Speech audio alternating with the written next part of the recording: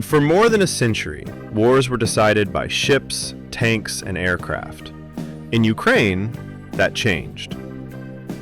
A country with almost no navy pushed one of the world's largest fleets away from the Black Sea.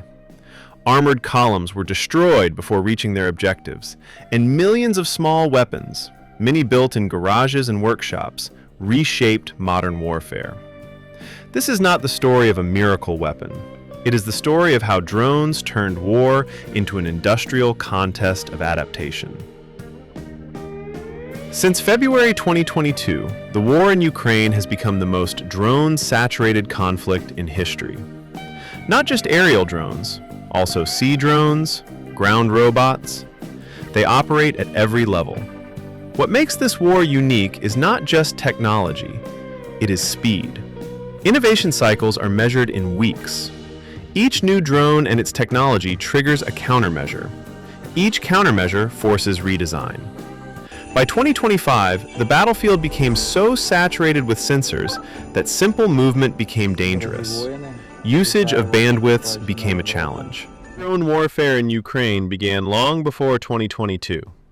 During the 2014 Donbas conflict, both sides relied heavily on civilian quadcopters, especially DJI drones, for reconnaissance and artillery correction. Ukraine's approach evolved from volunteers and engineers experimenting in real time. Groups like Aerorozvidka modified commercial drones and built improvised systems. Russia followed a different model. It relied on military-grade systems like the Orlan 10 and 4-post. These drones were centralized and integrated into artillery units. By 2022, two distinct approaches existed.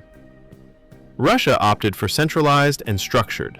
Ukraine, leaning on technically literate youth, walked decentralized and adaptive. In the first weeks of the invasion, Bayraktar TB2 drones played a visible role. They struck armored columns near Kyiv. They boosted morale. They showed that Russia could be hit. But this phase was temporary.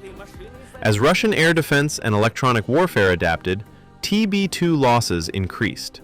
The lesson was simple. No drone stays dominant once the enemy adapts. As large drones became vulnerable, small drones took over. Thousands of commercial quadcopters were pushed down to platoon level. For the first time, frontline units get real-time surveillance, immediate artillery correction, continuous awareness. The result was battlefield transparency. Within roughly 15 to 20 kilometers of the front line, large movements became extremely risky. Russian armored assaults were detected early by ISR drones. Artillery and anti-tank systems were guided precisely. More than 130 Russian armored vehicles were destroyed in weeks. Without drone cover, armored formations became targets, not breakthroughs. While aerial drones dominate headlines, ground robots quietly entered frontline roles.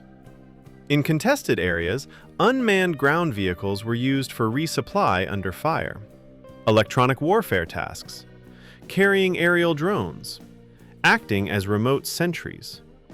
Some UGVs reportedly operated for more than 45 consecutive days in sentry roles. They reduced exposure for soldiers. But they have limits. Mud and rubble restrict movement, short communication range, vulnerability to jamming, limited battery endurance.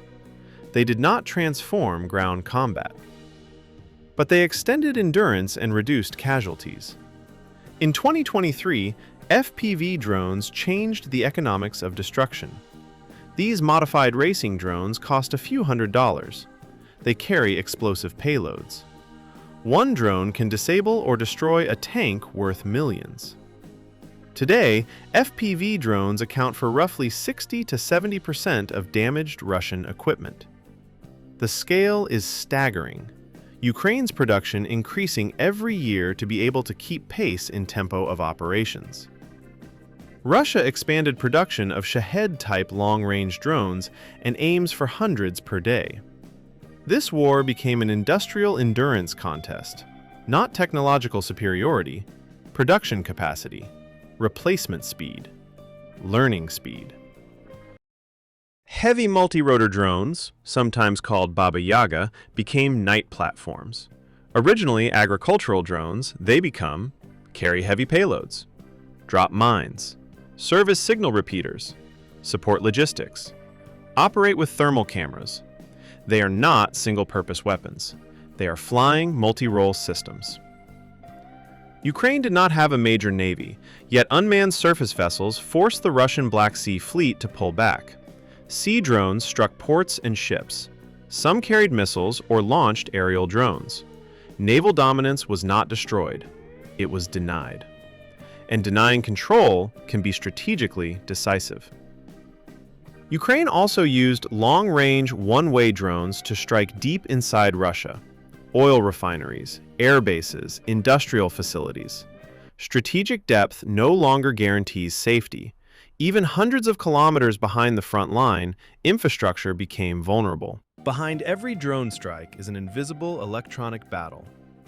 Up to half of FPV drones are stopped by jamming. This created an adaptation cycle. Trench jammers, frequency hopping, fiber optic drones immune to radio interference, AI-assisted targeting. Fiber optic drones now reach roughly 50 kilometers, with claims up to 100. But longer cables add weight. Weight reduces maneuverability. For radio-controlled drones, bandwidth is limited. Control range is limited. So autonomy increases. AI is increasingly trusted to finish attacks when communication is lost. That raises an uncomfortable question. If machines decide how to strike today, will they decide when to strike tomorrow? The scale of drone warfare forced structural reform. In 2024, Ukraine created the world's first unmanned systems forces. Feedback from the front reaches manufacturers within weeks. Systems are tested in combat and modified immediately. Some companies are rewarded for destroying enemy drones. War became a continuous development cycle. In just 3 years, this war accelerated military technology faster than any period since the nuclear age. From hobby drones in 2014 to AI-assisted long-range strikes by 2025. Drones did not remove soldiers. They did not eliminate friction, but they changed the economics of destruction, the speed of adaptation, the structure of military organizations. The battlefield is now saturated with sensors. Automated systems operate constantly. Observation is continuous. This is not the end of warfare. It is the beginning of a new phase, and the world is watching and learning. Thank you for watching. Subscribe if you want to hear more. All your comments, no matter what, are always appreciated. Stay safe.